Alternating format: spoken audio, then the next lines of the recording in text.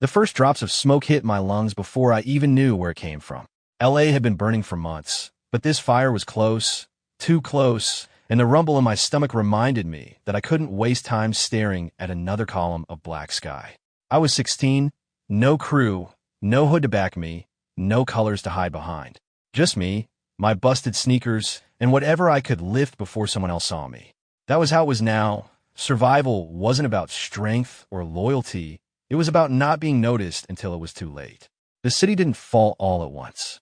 First it was the power, then the food shipments, then the water lines. When the banks crashed and the government pulled back, it wasn't soldiers who kept the streets, it was the gangs. Southside sets, Bloods, Crips, offshoot cliques, even prison cars that bled back out onto the blocks. They drew lines, and everyone else got crushed between them. I'd stayed neutral because what else could I do?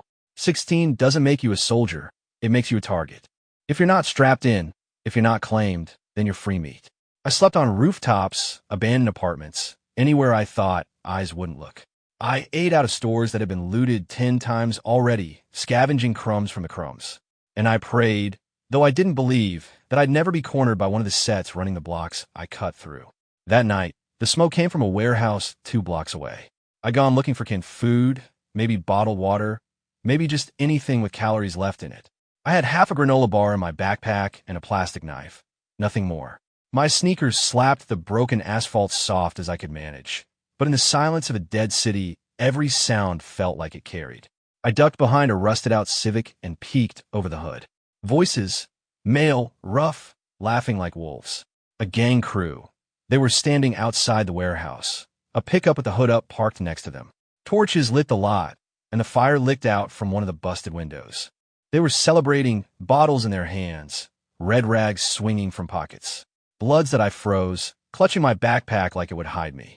The smart move was to turn back, but hunger doesn't respect smart moves. I'd seen a vending machine in the lobby of that warehouse once. Glass already cracked, but maybe, just maybe, something still sat inside. I told myself it was worth the risk, that I could sneak in through the back. My sneakers crunched glass as I moved down the alley, every step a gamble. The city felt alive in the worst way, walls breathing with the sound of distant gunfire, sirens that no longer belonged to cops, just alarms on cars that no one would claim. I slid against the wall until I found a service door with its lock busted. The handle turned under my palm, and I slipped inside. The air was thick with smoke and gasoline. My eyes watered as I crouched low, scanning shapes in the dark. Broken pallets, burned crates, but there it was, the vending machine, its glass shattered, contents gutted. Empty, all of it empty, that I almost screamed, but the sound of a bottle shattering outside snapped me back. I turned to leave, but a shadow moved. Not outside, inside. Someone else was here. I froze, every hair on my arms rising. He was crouched near the wall, maybe 17, maybe older, face smeared black with soot. No rag, no colors. His eyes locked on mine, wide, sharp, desperate. He put a finger to his lips. We both froze when the back door creaked. Boots .2 of the blood staggered in, drunk but not blind. They scanned the warehouse, flashlights cutting through smoke. I pressed myself into the vending machine, heart slamming against my ribs, the other kids slinking into the shadows. Check the back. Homie, one of them muttered, swinging his light. I didn't breathe. The beam cut across my sneakers, stopped, and my stomach dropped. The flashlight jerked up, catching my face. Yo, IR, and M.Y. sneakers slid on the ash-slick floor as I bolted deeper into the warehouse. A shot cracked, ears splitting in the hollow space, concrete dust spraying where the bullet hit. I ducked behind a pillar, heart pounding, the smell of cordite thick in the air. The other kid moved fast, faster than me. He smashed a loose brick against one Blood's temple, dropping him like dead weight. The second spun, gun raised, but I lunged, pure panic in my limbs. My plastic knife wasn't a weapon, but I shoved it at his face, distracting him just long enough for the other kid to tackle him. The gun went off again, deafening, ricocheting sparks across the wall. I didn't think that I grabbed the pistol from the Blood's hand while he wrestled on the floor, and then I pulled the trigger. Once, twice, his body jerked, then stilled. My ears rang, the smell of burned powder coating my tongue. The other kid scrambled off the body, chest heaving. He looked at me, eyes darting to the gun still shaking in my hand. You're with me now, he said, voice low, certain. Not a question, not a suggestion. I couldn't speak, that M.Y. hand trembled, the gun heavy like it weighed more than me. I never shot anyone before. I didn't even know if he was dead or just dying. Outside, voices shouted, footsteps pounding toward the door. More bloods. The kid grabbed my arm, yanking me toward a side exit. We ran, bursting into an alley choked with trash and shadows. Shouts followed us, but no bullets, not yet.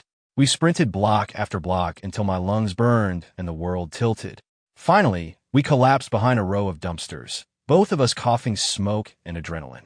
He looked at me again, his face a mask of grime and sharp edges.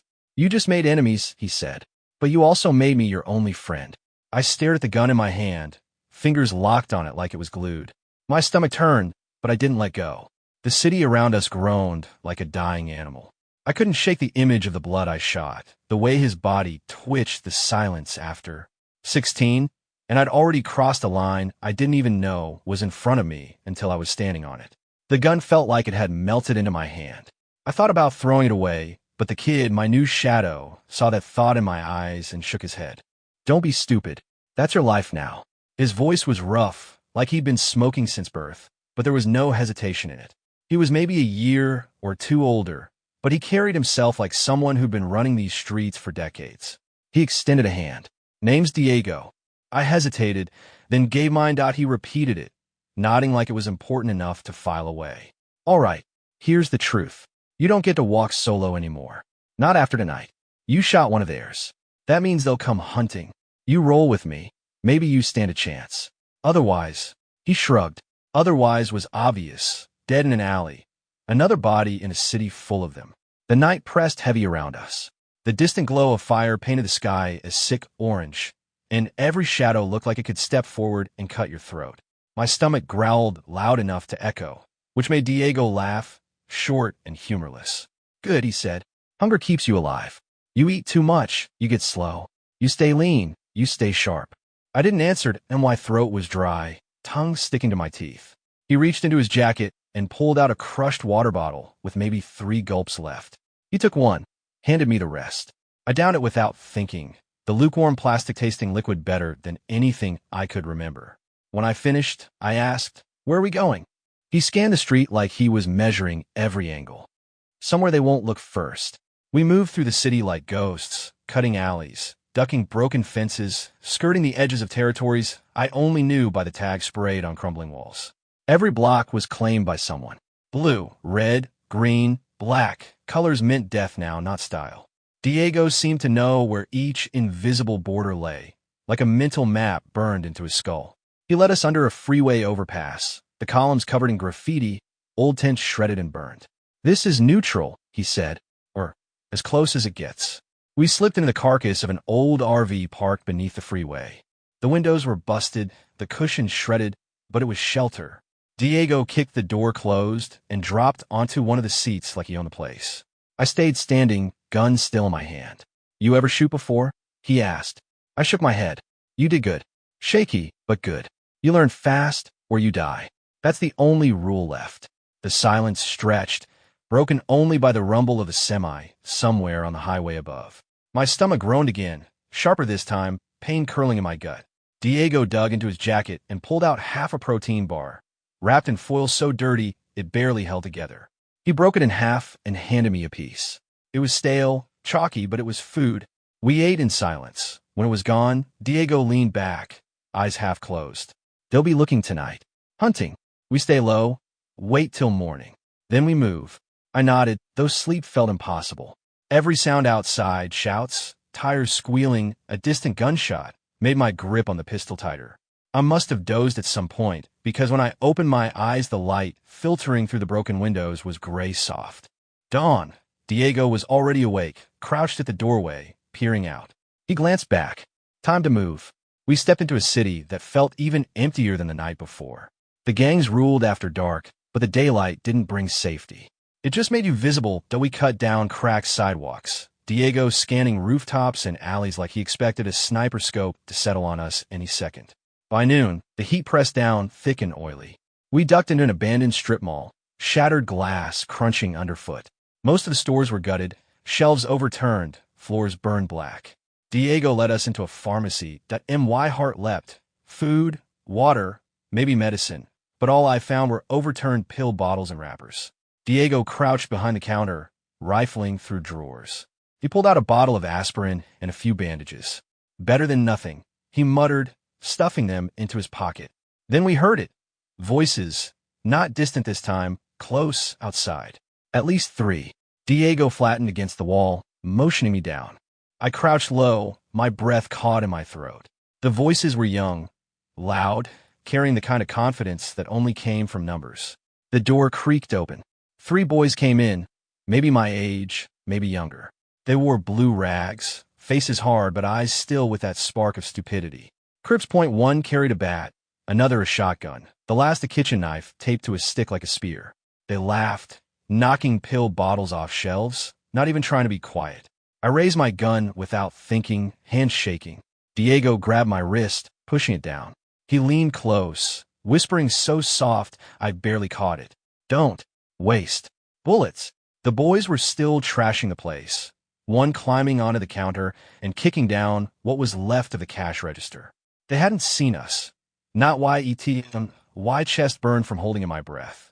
Then one of them turned, eyes scanning the shadows. His gaze locked on me. Yo, who the fuck? Diego moved like lightning that he surged forward, slamming a shard of glass he'd palmed into the kid's throat. Blood sprayed, the kid choking on his own shout. The others spun, shock in their eyes turning to rage. The one with the bat charged. I raised the gun, pulled the trigger. The shot echoed, the bat boy collapsing mid-run, chest torn open. The one with the shotgun froze, eyes darting between his dead friends and us. His hand shook, the barrel dipping. Drop it, Diego snarled. The kid bolted instead. He sprinted through the doorway, shoes slapping hard on the pavement outside. Diego didn't chase him. He grabbed my arm, dragging me out the back. They'll be back, he hissed. We ran again, lungs burning, blood roaring in my ears. Every corner we turned felt like it might open into another ambush. By the time we collapsed in the skeleton of a burned-out house, my whole body was shaking. I looked down at my hands, the gun still there, fresh blood splattered across my fingers. I'd killed again, no time to think, no time to process. Just survival. Diego sat across from me, eyes steady, unblinking. You get it now? He asked. I didn't answer. He leaned closer. You ain't neutral anymore. You're in it. You're surviving. And the only way to survive is to be worse than the ones hunting you. His words hung in the air like smoke. I didn't know if I believed him, but the blood on my hands said he was right. The house smelled like ash and piss, walls blackened with soot, furniture charred to skeletons. We huddled there, silent, listening to the city breathe its broken rhythm, sirens that weren't sirens, gunshots echoing like thunder, the occasional scream cut short. Diego paced the room, restless, while I sat with the pistol clutched to my chest. My stomach cramped again, the granola bar and half-protein square already a memory. I thought about the vending machine, the empty shelves in the pharmacy, the boy choking on his blood. Everything fell hollow. We can't keep running blind, Diego finally said. His voice was calm, but sharp underneath, like he'd been rehearsing it. Sooner or later, we're gonna run into the wrong crew and get torn up. We need a spot, a place to stay put, get our shit together. A safe house. I asked. He smirked without humor. Ain't no such thing, but safer than this. And we need supplies. How? Same way everyone else does. Take it. He looked at me when he said it, like he was weighing if I'd crack. I didn't answer, he nodded like my silence was enough. By the time night bled back into the sky, we were moving again. We cut through streets I barely recognized, past husks of cars stripped down to bones, buildings tagged over with block names, warnings, death threats. Every wall screamed who owned what. Every step risked crossing a line invisible except to those who drew it. We ended up near a liquor store I remembered from before the fall, one with steel bars over the windows. The front had been busted wide, but Diego said stores like that always had a back room, sometimes a basement, where the good shit was kept. We slid through the wreckage, glass crunching, the stench of spilled beer and rot choking the air. The front was empty, shelves stripped, but Diego led me past the counter, down a short hall to a locked metal door. He tapped it with his knuckles, grinned. See? He tried the handle, dead. Then he pulled out the bloody shard of glass he'd kept since the pharmacy and jammed it into the seam, prying, twisting. It didn't work, he cursed under his breath. Hold on, I muttered as I crouched, finding a loose piece of pipe among the rubble. I jammed it into the lock and wrenched with everything I had. The metal groaned, screeched, then gave. The door swung open. The smell hit us first. Mold, dust, something sour. We stepped inside, flashlights from our phones cutting through the dark. Shelves lined the walls, stacked with boxes. Most were empty, torn open, but deeper in we found it, cases of bottled water, bags of rice, canned beans. Enough to live on. We both froze. Diego's grin spread slow. Jackpot. We started grabbing what we could, stuffing backpacks, drinking straight from the bottles until water ran down our chins. My body ached with relief, stomach settling as being slid down my throat, cold but filling. We were so caught up we almost missed it, the sound of boots outside. Diego's eyes snapped to mine, that he killed his light, motioning me down. We crouched between the shelves, breaths held. The front door creaked, glass shifting under heavy steps. Voices low, careful. They were armed that I could hear the click of a rifle sling, the metallic clink of something heavy being set down. Diego's whisper brushed my ear. They're Scorpios. Black bandanas. They kill first, talk never. My chest tightened, but we'd walked right into another cruise den. The footsteps drew closer. Flashlight beams sliced the dark, sweeping the shelves. I gripped the pistol so hard my knuckles cracked. Back rooms already cracked. One of them muttered, "Somebody's in here." Diego touched my shoulder. His eyes said it plain, "Fight or die." The first Scorpio stepped into the back room, rifle raised. His flashlight blinded me, white hot in my face. My finger jerked. The pistol thundered, the shot echoing off concrete. The man dropped, light clattering across the floor. Shouts erupted. Another rushed in, swinging a machete. Diego lunged low, catching his leg, dragging him down. The blade scraped sparks off the floor as I fired again, bullet tearing into his chest. He screamed, high and raw, then gurgled into silence. The third didn't come in. He opened fire from the doorway, bullets tearing through boxes, cans bursting, rice spilling like sand. Diego dove behind a shelf, yanking me with him. "Cover me," he barked. I leaned out, firing wild, just make the shooter duck. Diego darted across the room, fast as a shadow, coming up behind the doorway. The Scorpio turned too late. Diego slammed the glass shard into his neck, twisting hard. Blood sprayed across the wall. Silence. Heavy, ringing silence. I sat against the shelf, chest heaving, gun hot in my hand. Diego wiped his blade clean on the dead man's shirt, eyes hard. "This is ours now," he said. And just like that, the liquor store basement became home. We barricaded the door, dragged shelves to block the windows, and stacked supplies in neat piles. For the first time since the collapse, I felt something like safety. It was fragile, thin as paper, but it was there. Nights passed that we ate beans, rice, stale chips, washed it down with bottled water. We slept in shifts, one always watching. But the city never lets you rest long. A week in, the retaliation came. It started with the dogs that I woke to barking outside, guttural and vicious. Diego was already crouched by the door, pistol raised. Through the cracks in the barricade, I saw them, shadows moving, black rags tied to arms and faces. "Scorpios that at least 6. They tracked us," Diego whispered. The dogs lunged at the door, teeth gnashing against metal. The Scorpios shouted, banging on the barricade, laughing like hyenas. My throat closed up, panic surging. Diego's voice cut sharp. "You shoot when they break through." No hesitation. The first impact shook the door. Wood splintered, glass cracked. My hands shook, sweat stinging my eyes. Another slam, then another. The barricade groaned. The door burst inward, wood and glass exploding. The first Scorpio shoved through, machete gleaming. I fired. The bullet caught him in the chest, spinning him back. Another leapt over his body, swinging a bat. Diego dropped him with a shot to the face. Chaos filled the basement. Shouts, gunfire, the stench of blood and smoke. The dog squeezed through, jaws snapping. One clamped onto Diego's arm, dragging him down. He screamed, ramming his blade into its ribs again and again until it stilled. The other dog came for me. I fell back, its teeth inches from my throat. I jammed the pistol under its jaw and fired. Warm spray covered my face as it collapsed. More Scorpios pushed and I lost count of the shots, the way the world narrowed to muzzle flashes and screams. My ears rang, chest heaving, arms heavy. Then silence. The basement floor was slick with blood, bodies sprawled across spilled rice and shattered bottles. Diego leaned against the wall, breathing hard, blood soaking his sleeve. His eyes locked on mine, wild but alive. We held it, he rasped. It's ours.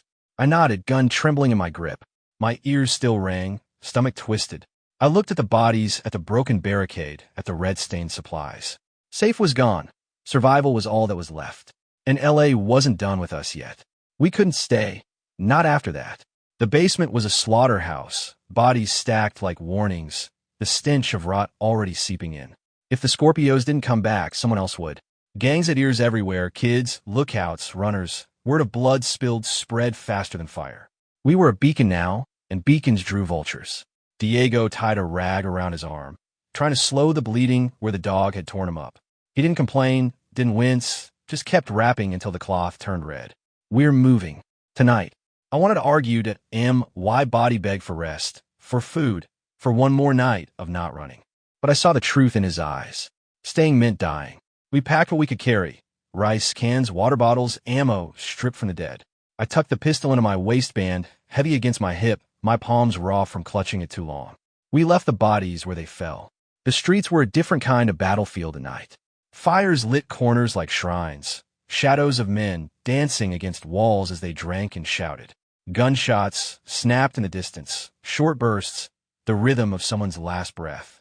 The air was thick with smoke and piss, helicopters long gone, no sirens left, just gangs carving the city into bloody puzzles. We cut through alleys, sticking close to walls. Diego's movements were sharp despite his wound, his eyes always scanning, like he was tracing invisible maps. I followed, every nerve raw. We almost made it. Halfway down a block near Florence, a voice rang out. Yo, stop right there. 4 figures stepped from the shadows, guns glinting in their hands. Blue rags. Crips. They blocked the street, swagger in their steps, but their eyes were mean. Hungry. Where you from? One barked. Diego didn't answer. He just kept walking, slow, steady. I said, where the fuck you from? The one in front raised his pistol. Diego stopped. His eyes flicked to me, quick and sharp. Then he said, calm as anything, we ain't from nowhere. The Crip laughed. Then you from dead. They spread out. Circling dead, I felt my throat close, hand twitching toward my pistol. For on two and oh cover and oh escape. Diego's voice dropped low, almost a whisper, when I moved shoot.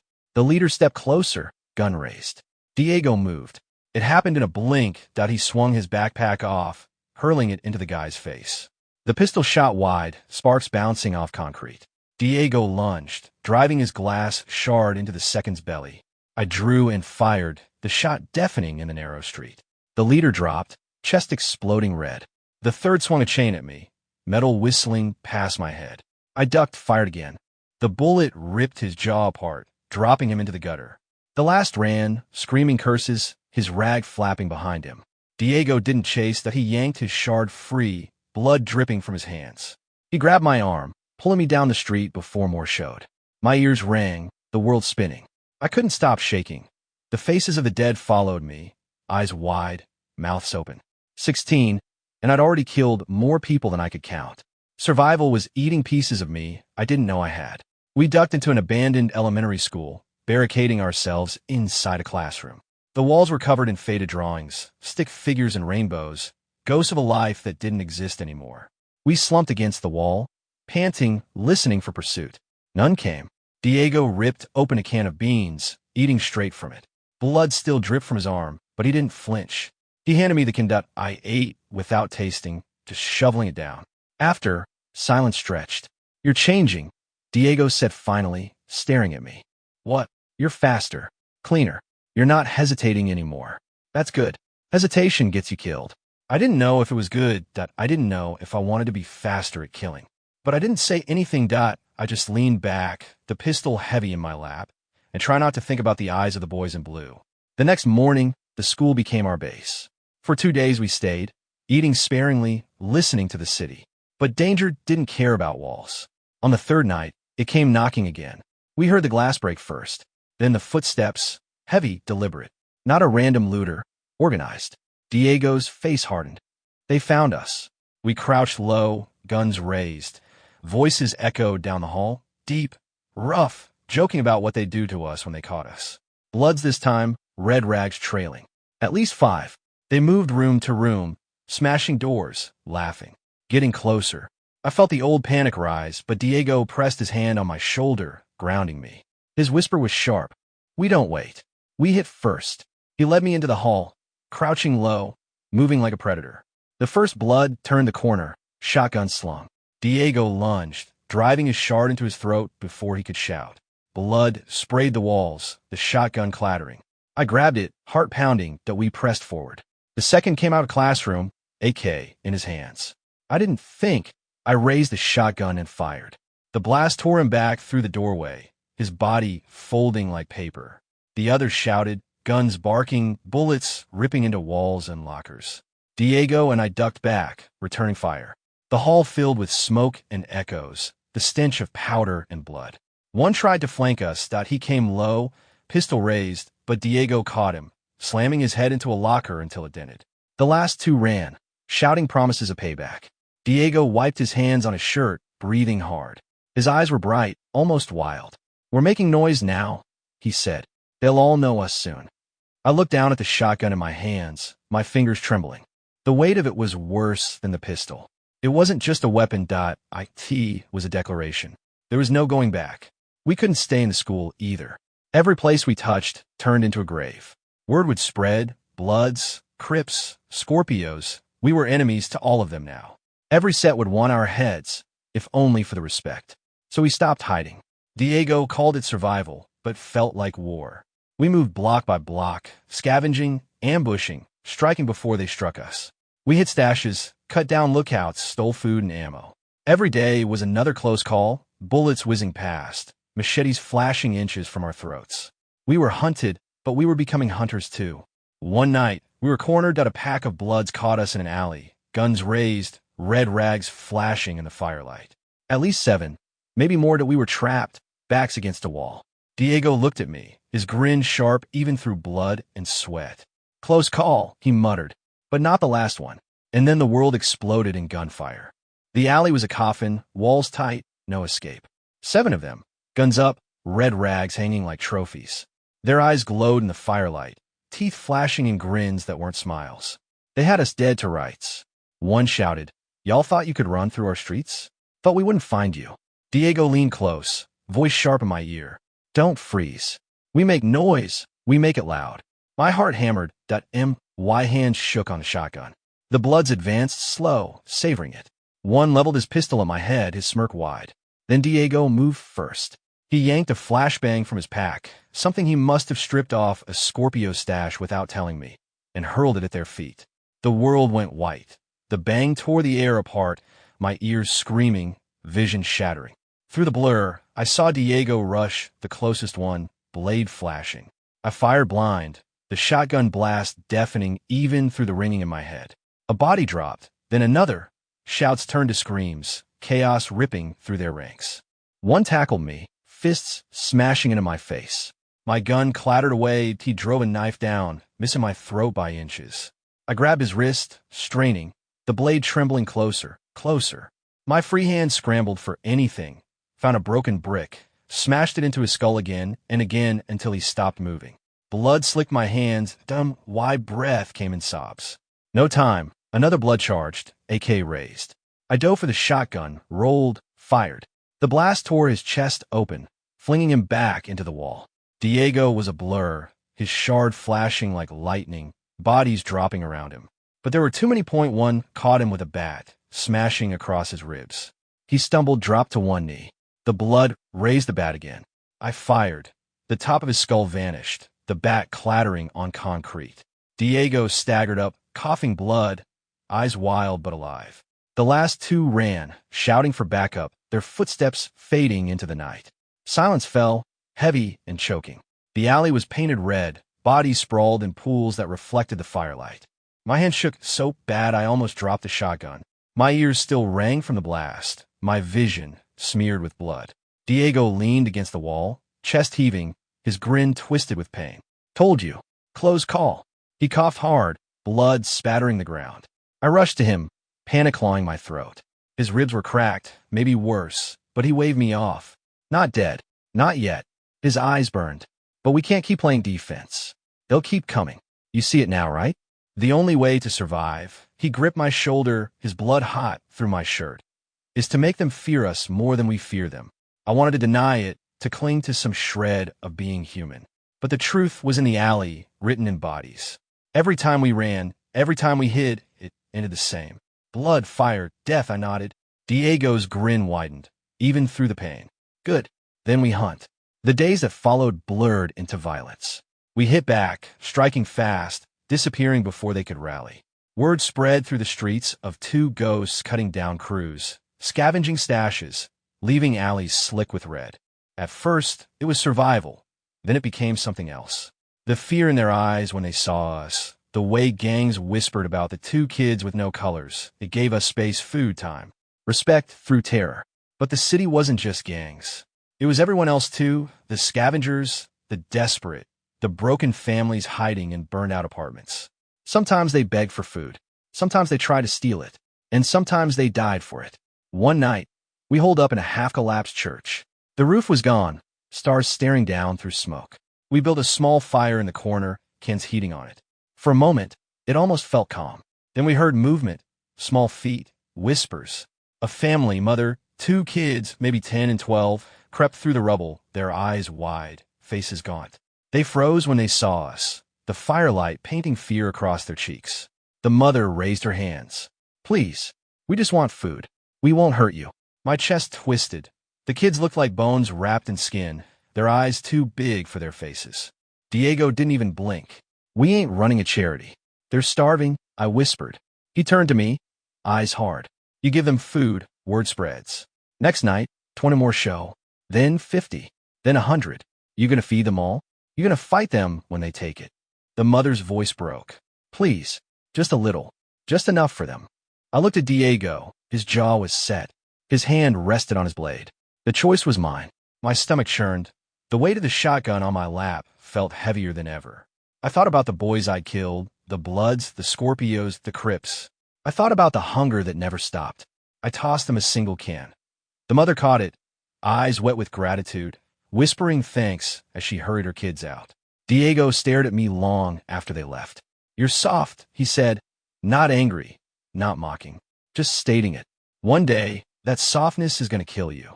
I didn't answer, but that night I barely slept, the image of those kids gnawing at me worse than hunger. By the second month, LA was unrecognizable. Fires never stopped burning. Blocks shifted hands daily, painted over with new colors, blood washing away old tags. The gangs weren't just fighting each other anymore. They were fighting for survival too. Resources drying up, food rotting, ammo running thin. And in the middle of it, Diego and I carved out a legend. We weren't untouchable. Every day was a close call, bullets grazing skin, blades flashing inches from our throats. But we survived. And in a city built on death, survival was power. One night, we were caught in a crossfire, Bloods and Crips tearing each other apart in the streets. We stumbled into it, pinned between their lines, bullets cracking off cars around us. For a moment, I thought it was over, that the end had finally come. But Diego laughed. Even as bullets screamed past, even as death closed in, he laughed. This city's eating itself, he shouted over the gunfire. And we're the only ones still hungry enough to live. He was right. We crawled through shattered glass, dodged between cars, and somehow slipped out alive. Another close call, another scar. Another night where we didn't die. And that became the rhythm. Survive, fight, kill, run. Over and over until the days bled together. Until 16 felt like 50. Until death was just another shadow at our heels. By the third month, Diego was bleeding from the inside. He didn't say it, but I could see it. The ribs that had cracked in the alley never healed right. Every breath came shallow, every cough wet. The gash on his arm had gone dark at the edges, infection creeping in. He pushed through it, like he pushed through everything, but I knew he was burning out. We'd carved a reputation, but reputations drew hunters. Rumors spread. Two ghosts with no colors, boys who killed Bloods, Crips, Scorpios alike. Some said we were demons. Some said we weren't even real. That made us a prize. The bounty came next. Word hit that whoever brought us in alive, or dead, would earn control of 3 blocks and the respect of every set in South Central. It wasn't one crew anymore. IT was all of them. The city itself turned against us. It started with whispers, strangers watching us too long, eyes lingering, kids scurrying off as soon as they spotted us. Then came the traps, doors left wide with food inside, alleys too quiet, fires burning in patterns meant to hurt us. Diego laughed at them, even when he coughed blood into his sleeve. They think they can outhunt us? Let's try. But the wait was different now. We weren't just surviving, we were being chased by an entire city. It ended, or maybe began, in the heart of downtown. The bones of skyscrapers stood black against the smoke sky, windows shattered, streets lined with burned-out cars. We'd come there chasing a rumor, an old National Guard stash hidden in a courthouse basement. Food, ammo, maybe medicine, enough to last. We found the courthouse, doors kicked in, marble floors painted with graffiti. Inside, silence pressed heavy, broken only by the crunch of our boots. We descended into the basement, flashlights cutting through dust and debris. And there was crates stacked and sealed. Diego cracked one open, revealing rows of MREs, water, boxes of ammo. For the first time in weeks, I felt hope. Real hope. Then the doors above slammed shut. Boots thundered. Voices echoed. At least 20, maybe more, Bloods, Crips, Scorpios. United by the bounty, by the legend we'd become. Diego's face twisted into a grin, wild and defiant. Guess the whole city came to eat. We barricaded the basement door with crates, rifles in our hands now, pockets stuffed with ammo. My heart hammered, fear a steady drumbeat, but there was no running left. Not this time. The first blast shook the door. Bullets tore through wood, ricocheting sparks off concrete. We returned fire, deafening thunder in the closed space. The door buckled, splintered bodies shoving through. The fight was madness. Shadows poured in, red rags, blue rags, black.